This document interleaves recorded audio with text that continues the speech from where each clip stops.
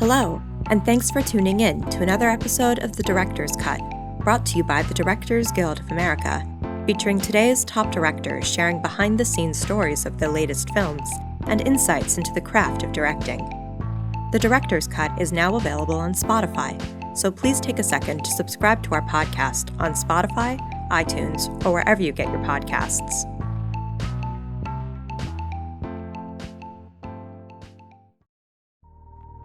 This episode takes us behind the scenes of director Matthew Miguel Cullen's new thriller, London Fields: The Director's Cut. The film weaves the tale of Nicola Six, a femme-fatale who ensnares three men, a writer, a small-time crook, and an upper-class banker, into a tangled love affair. The twist: she knows that one of these men will ultimately become her murderer. London Fields is Mr. Cullen's feature directorial debut. His other credits include music videos for Katy Perry, Green Day, the Black Eyed Peas, and Adele. Following a recent screening of the film at the DGA Theater in Los Angeles, Mr. Cullen spoke with director Florian Henckel von Donnersmarck about filming London Fields. During their conversation, Mr. Cullen discusses how he personally connected with the main character, casting against type for some of the roles, and his motivation for releasing the film despite the harrowing post-production process. So just so you know who's who, I'm Florian, this is Matthew, the director. Hello. Just to explain why I'm here and doing this moderation, why Matthew asked me, I had, once when I was embarking on a project that was a very complicated project where in a way my agent suggested that I create a movie to show people that this was actually something marketable, I was told that the person who really knows how to present and sell anything is Matthew Cullen, and I was put in touch with his company Murata, which was Matthew and Guillermo del Toro as partners in this company, and he put me in touch with an amazing creative team of really just top-level people. He had hundreds of such creative people working for him within this great company Murata.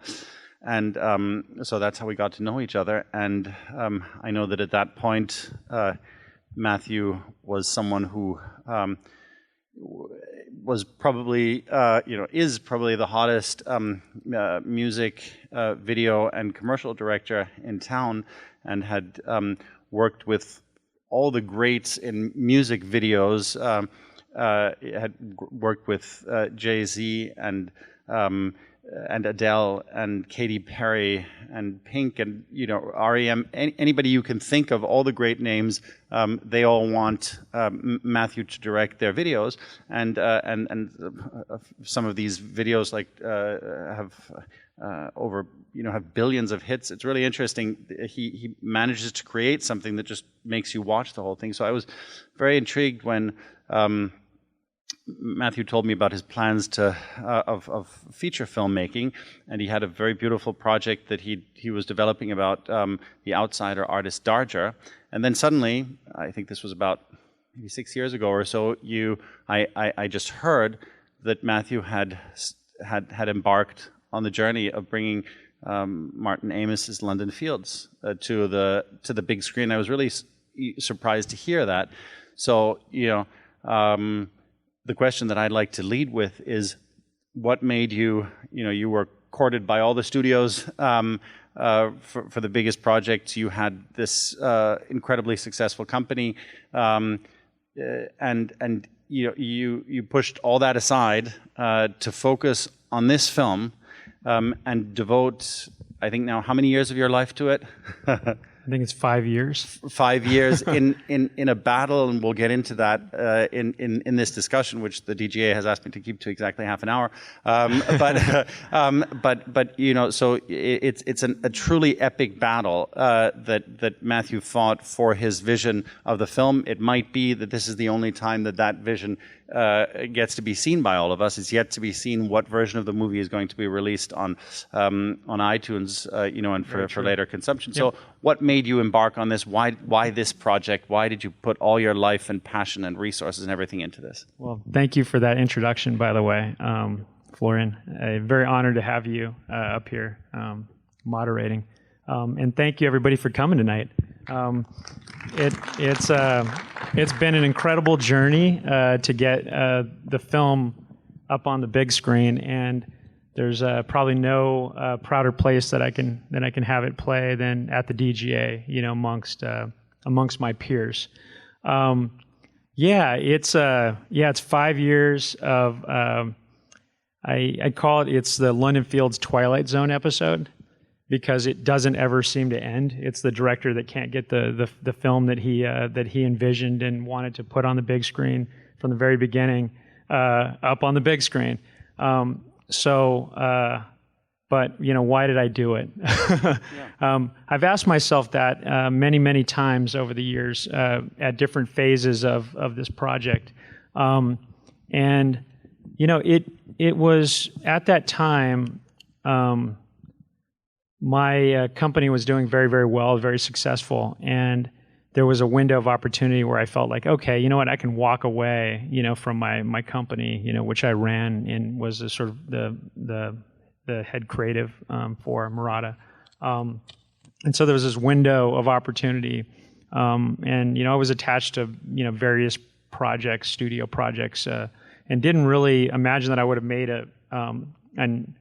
a completely independent feature film like London Fields, but a director had recently dropped off, a director named Shekhar Kapoor, and this project actually was in development for 12 years before it reached me, and the producers were interested, and Billy Bob Thornton was already attached to the film, and this sort of script made it to me, and based on this legendary book, incredible book, London Fields, by Martin Amis, and I immediately read the script and sort of saw the potential in it, and read the book, which is truly a masterpiece, and there were so many kind of themes within the book that really connected with me,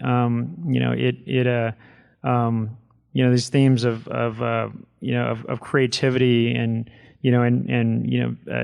struggling with failure, and how do you create something of meaning in the world, and that there was this sort of juxtaposition of all these really over the top characters, these Dickensian like characters, but grounded in some real truth. Martin Amis wrote it, I believe it was in the late 80s.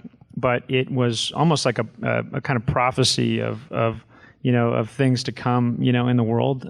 In what way? That it was dealing with, actually climate change and war, and the sort of whole backdrop of the film is a world that's falling apart.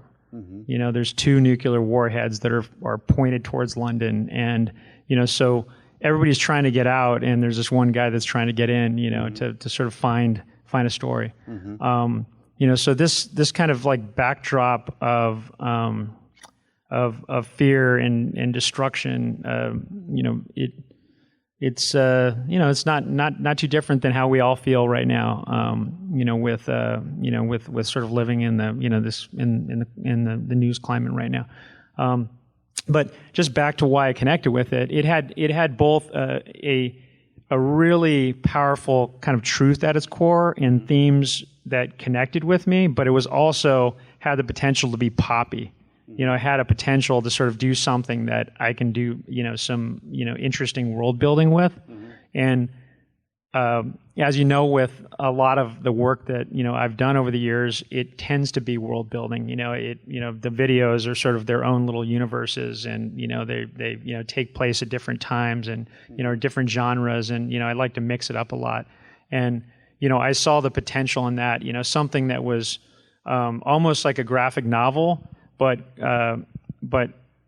grounded with through the sort of the performance of Billy Bob, as our sort of unreliable narrator, mm-hmm. Following his his sort of his journey throughout the story. Mm-hmm. Would you say? It's an interesting and I find unusual answer, because normally when directors talk about what drew them towards something, it is towards a project. They you will talk about how they fell in love with certain characters. So, or all the characters. And I mean, that would be a, a question that I have for you on this is, I can see completely that you've fallen in love, certainly in lust, with Amber Heard here. I mean, I think she's incredibly sexy as you present her, and very attractive and mysterious, and that's why I hate you all the more for how you murder her in the end.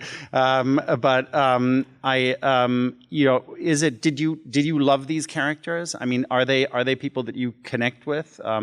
This is a film that, right. It's kind of, right. I think this has to be just by virtue of the fact that, this is truly your cut. You had complete control. You had, you worked on it for 5 years. This has to be very much, in a way, a self-portrait of your soul. Sure. So I'm a little disturbed by that. and I find it, therefore I just want to hear, right. Are you that dark? Is that your... Do you love the characters? You did ask me this earlier, Florian. Well, let me tell you, these characters can seem sort of unredeemable and unlikable at times, but they're all sort of struggling with something. For Nicola Six, she's the sort of woman that is her own sort of beauty and her own drive, and this idea that she is has been surrounded with death throughout her life, and is sort of almost like a victim of her own sexuality. Mm-hmm. For her, it's like how can she find love with that kind of those sort of things that are running through like how she lives, where every man wants is trying to control her. Every man wants her to be like whatever they imagine. For Keith, it's the woman that's going to sort of help him to become the greatest darts player in the world, and make him worth something. For Guy, for once in his life he gets to protect somebody. And the irony is, and the thing that makes me really connected, me with her character, was that, she's incredibly broken, because no one is really sort of looking at her, looking at, who she is. And the irony is that a man that Samson, who is also dying, who also has, very, very limited, time, to survive, who is struggling with, his own brokenness, that the two of them on this timeline, find love, so it's this really, strange love story that takes place. So back to your question, did you love the characters? Absolutely. I think each character I said found something to really connect with. Keith is just such a tragedy. It's a completely tragic character, and very, very over the top and boisterous. But there's something inherently, likable, about his. His drive. I'm not sure I agree with that, but for me at least, as a director. Sure. But the most important thing I'd say, the character that I did connect with the most is, Samson. Yes. Because as we're experiencing his reality, we don't know what is true and what is not true. Mm-hmm. Here is it. For me, it was about in terms of where how I held up a mirror to myself. Was, as I was sort of struggling, in that edit bay, to find the kind of truth of the story. It's like, here's a guy that is basically at the end of his life, has failed, at art and at love, and essentially there's no second chances for him. Mm-hmm. And one of the things that happens in the film is, through this kind of like dreamlike flashback, is that we learn that his publisher, basically, who he had a relationship with, at the very end of his life, he asked her to basically go away with him and and spend those last days with him, and she basically said no. Mm-hmm. So here he is and he has nothing. You know, so what do you do when, you know, like your world is falling apart, you're completely alone, and you just are there at your computer, and how can you make something that lasts? And what do you feel compels him in the end to murder her? Well, I mean, it's a question as to whether he murders her or not. You know, is it a murder? You know, my intention is to sort of leave that open, you know, to the audience. When she says, please, you know, is she saying, please kill me? Is she saying, please don't kill me? Yeah. You know, is she real? Is she a character in the book? Is she representative of you know, of sort of his broken heart? Is she representative of essentially what Amos was doing with the book, was creating a poppy thriller as a big FU to the publishing industry when he wrote it, but it was really about much more. So I think you got a really strong performance out of Billy Bob Thornton. I thought he was, you know, I also thought, you know, it was Amber Heard, I thought was very, very strong, much stronger than I've seen her in other films. I also think that and the Johnny Depp character I thought was really interesting to watch. It's interesting how those characters seem very you know, cast also close to the kind of persona that they sometimes represent, or you know, have played before. And with some of the other characters, you go drastically against in a way who they are. So what, for example, what led to the casting of Jim Sturgis, who is someone that, you know, you normally think of as a very friendly, nice, young, kempt boy, as this incredibly filthy character? Well, may I say that that what you see on the screen is reflective of the material in the book. You know, so I'd say Keith is actually a lot filthier than he appears on the screen in the book. Well, I've always been a fan of Jim's, and Jim has played a diversity of characters, and has been shown, you know, in the performances to, you know, do things that are also not type. But the thing that ultimately kind of where I said, okay, you know, I could see him as Keith Talent is, I think that it is this person that is not as tough as they want to appear. You know, that they're actually that the whole thing is a complete facade. You know, and so they need to push themselves more, you know, to appear a certain way. And ultimately, even when Jim was, you know, like as Keith Talent is acting tough, we know that he's not that tough underneath. That the whole thing is you know, is a fake. And so that's ultimately why I was like, you know, I can see Jim, you know, within within this role. Okay. And what about the Theo James's character? I mean, I thought I had only been aware of him actually in a very, very unlikely role, namely where in Downton Abbey, where he plays the son of the Turkish ambassador who dies from a heart attack when he has sex with Mary Crawley. I mean, really the weirdest plot twist in any, you know, like jumping the shark in episode 1. But it was, you know, but he was very, you know, very commanding and compelling, beautiful presence as he is here. I thought it was very interesting to choose, you know, as the person most you know, mesmerized by Amber Heard's beauty in a way, to choose someone who is equally beautiful. What was the thinking behind that? I think, well, I mean, Theo, I'd seen him in multiple performances, and you know, when you're casting, you're also looking at like, okay, well, you know, what at the time his star was really rising, you know, and he's becoming you know, very much a heartthrob. But ultimately, he was just you know, a really great actor. And actually, he does appear much more. It's funny. He appears much more macho, and you know, he goes to that place easily. So when I was directing him, I really had to work at kind of stripping him down so that he had permission to sort of feel not like he normally is, to feel weak, to feel a little pathetic, to feel like somebody that's been, you know, like henpecked over the years, you know, who really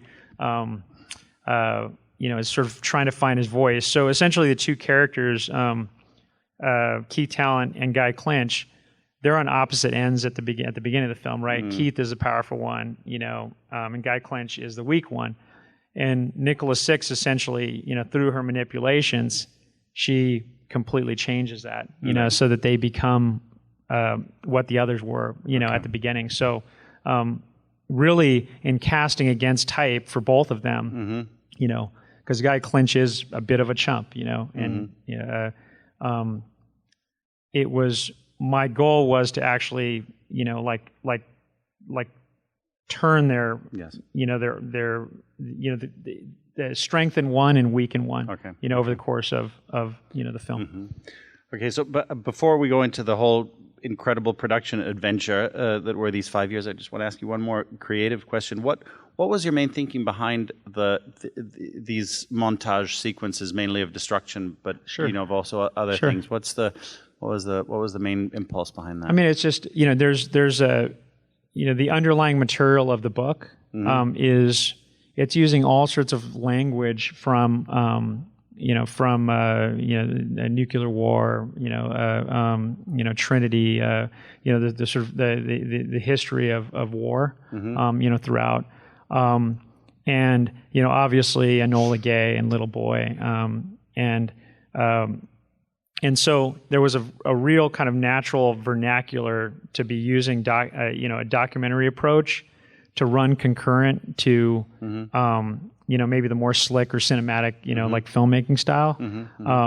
It was actually the only way to tell the story, because the original script had been written in a way where it was actually dealt more with the surface plot. Like it didn't deal with like the layers.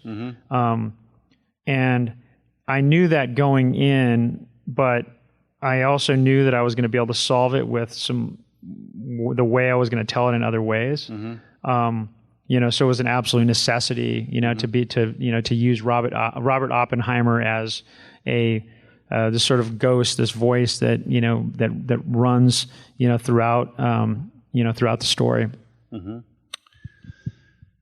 So to go into this adventure of production, I mean, already when a film starts with and it takes several minutes for the logos of the production companies to all have been shown, you already know that's going to be a troubled production. And when I looked it up on IMDb, you have 38 producers listed. Yes. That's close to a record. But I've seen Maybe it a on record. I've seen it on other films. With multiple producers, always they have somehow trajectories of the production which are very traumatic for the director. From what I understand, when your film was released in October, it was, right? Or when was it released? It was end of October. End of October. You had, so it might be that only one of the 650 theaters that screened it actually screened the cut that we just saw, right? That is true. So, so this is truly the director's cut, and there was a war with several of the 38 producers that led to various branches of the film, and we'll get into that in a second. But this cut, which you waged such a courageous battle against over the years, or these alternate cuts, the one that made it to the theater, what was the main difference to what we saw here, and why was it so offensive to you? Okay, so just to give a little bit of like a backdrop, this is, so I directed it 5 years ago, and at the 4-year mark, or just before the 4-year mark, the film took like divergent directions, so it went in 2 different directions. Basically, the producers took the cut away from you, or took a cut away from you. There were some. There was one of the producers, and then the wife of the producer who wrote was one of the writers on the script. These are the Henleys, right? Yeah. Yeah. Yeah. They started cutting their own version under the guise of giving me notes, and they essentially recut that film over something like 9 months. Okay. and the actors saw both films, both my film and their film, and every single actor wrote letters on my behalf and begged them actually to sort of support the picture. What was the biggest difference, would you say? I mean, if just of course it goes into thousands of little things. Yeah, sure. Just to add one thing. So essentially, there's what was screened in the end of October and was on 600 plus theaters. London Fields, not London Fields' director's cut, was actually another cut. So it was another cut that was based on the producer's cut. So by yet another producer who came in to save another producer the picture, and another right? grouh of investors, that came in. So essentially, and the original producers actually started backing your cut, right? Correct. So so what happened was in 2015, when the films diverged and the actors, were pushing, to get my cut released, the producers got a cut in Toronto, and that cut. It basically huge differences, but thematically, essentially, Samson Young's performance had been nearly stripped away, and so the dramatic core of the film, the relationship between Nicola Six and Samson Young, that is it basically keeps the whole film on the rails. This Dickensian like story does not work if you don't have that dramatic core. They stripped that away. They rearranged pieces. They put 9/11 jumper depictions cut against like pilot porn pornography. I mean, you couldn't even make this stuff up. There was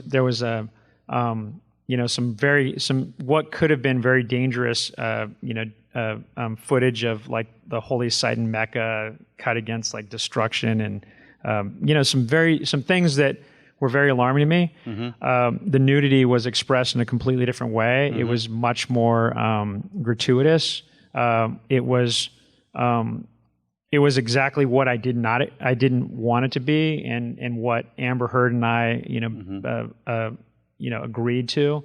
It was the opposite of that. So for me, it was violating so many things. That were sort of core. To the protections that a director tries to create when they create that kind of environment. It's in a way every director's worst nightmare, and that's what I thought was also so very interesting about this. So one question that I have to ask you is, why did you not take your name off that other cut? Because now you have a 0% on Rotten Tomatoes. You have the second worst opening in wide release history. Way to rub it in there. Yeah, exactly. No, but interestingly, all this based on a cut that's not yours. Well, so I mean, that's kind of that must. Why didn't you take your name off it? So that cut, the Toronto cut, basically, I sued to sort of separate myself from it because I was actually concerned. I was deeply concerned about what the feedback was going to be on many, many levels. Of course, it still came out. The critics, rightfully so, tore it to pieces. The lawsuit stopped. The film was dropped, and then it went into hiatus for 2 years. And then another group came in, and they essentially recut the producer's cut. So imagine like a mutated, distorted version of a mutated, distorted film. It's even worse. The second, the kind of the mutated. I love the producer's cut compared to what came out.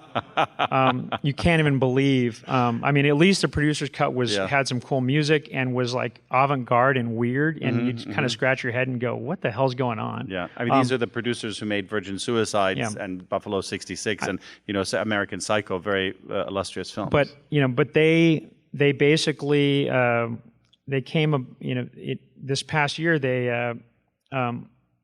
let's say a year ago, I just almost the exact time I said, in order to get this film done, in order to get my film up on the screen, and for this whole nightmare to end, the only thing I can do is basically finance finishing the picture myself. And so I financed the complete finishing the picture. I online it myself. Put a lot of your own money into it. A lot of my own money. How much money did you actually make on the film? What was your? What happened with your salary? Was it more than you were paid in your salary? Yeah, I still haven't been paid 1 cent on the entire in directing the entire picture. And that's conviction to really. But it's. They just simply did not They did not cut you the check. They did not pay you. Did not make one dime. Wow. But you asked so why did I hang in there? I wouldn't have been able to talk about it now. So like part of me being here and getting that film up was to be able to talk about my story. But fundamentally, the most important thing, the reason I went through it all, the reason I financed it all was because I believe what was up there. I believe in that film. I mean, that's really amazing because, I mean, this is truly, in a way, what you've experienced tonight here, because this is, the one showing this will get here, and we don't even know if this cut will live beyond today. It's truly like that wonderful Danish novel by Tanja Blixen and the movie that was made of Babette's Feast, where Babette sacrifices her entire fortune to create one meal, as because she was this great chef in a past life, and creates this one meal, and it's consumed by very few people. But in a way, she's happy with that. So you would, are you now? This crazy adventure that you went through, sacrificing large parts of your fortune, not making a single dime, being at war with incredibly powerful people, having to wage legal battles and all that. Was it all worth it to now have this on screen in one theater and here at this screening? Absolutely. See, I mean that I think really deserves an applause. Absolutely. Because I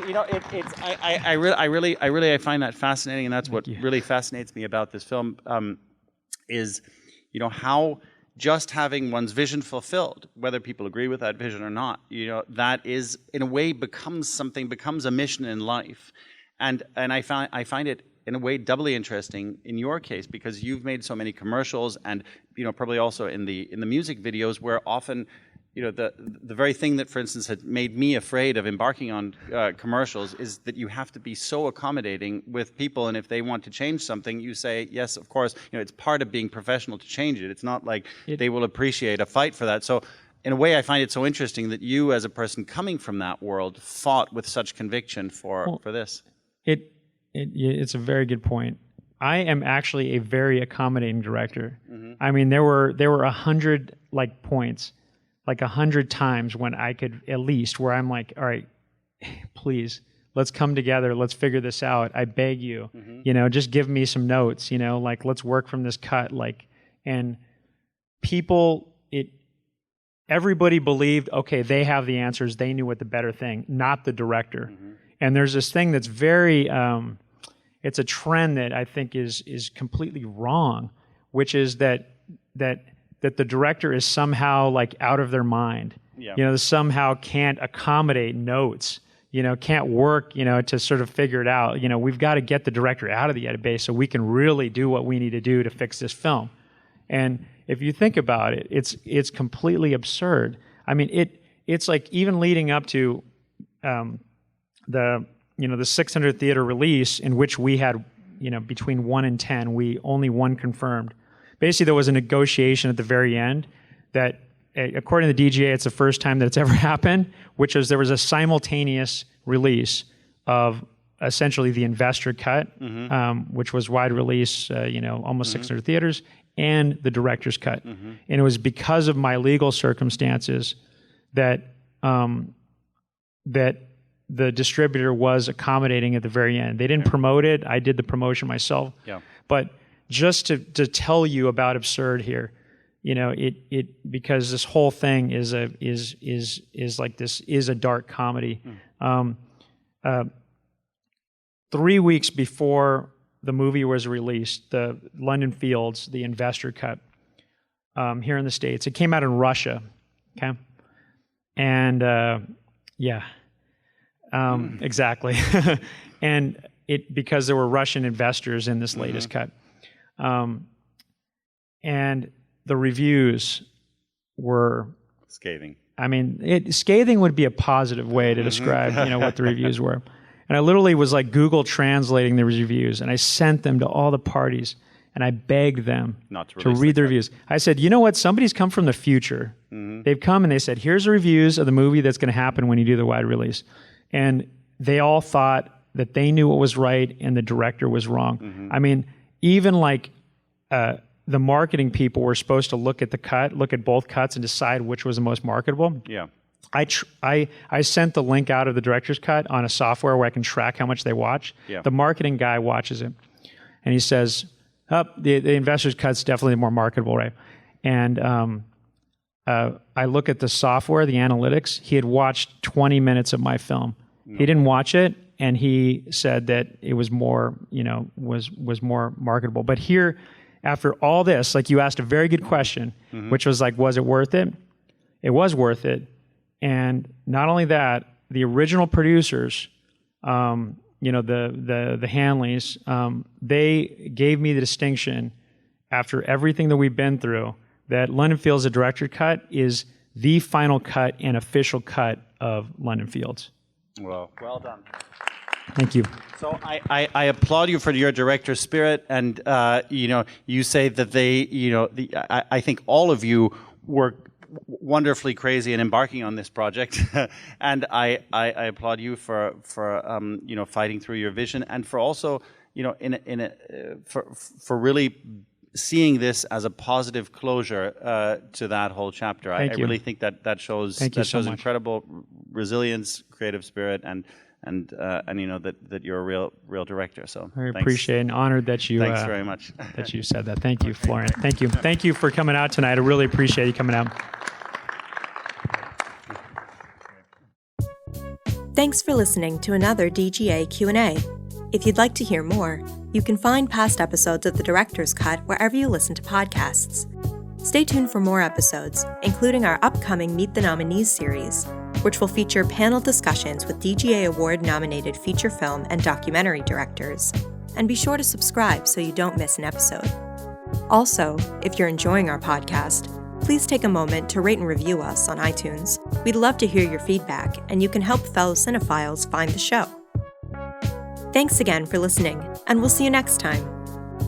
This podcast is produced by the Directors Guild of America. Music is by Dan Wally.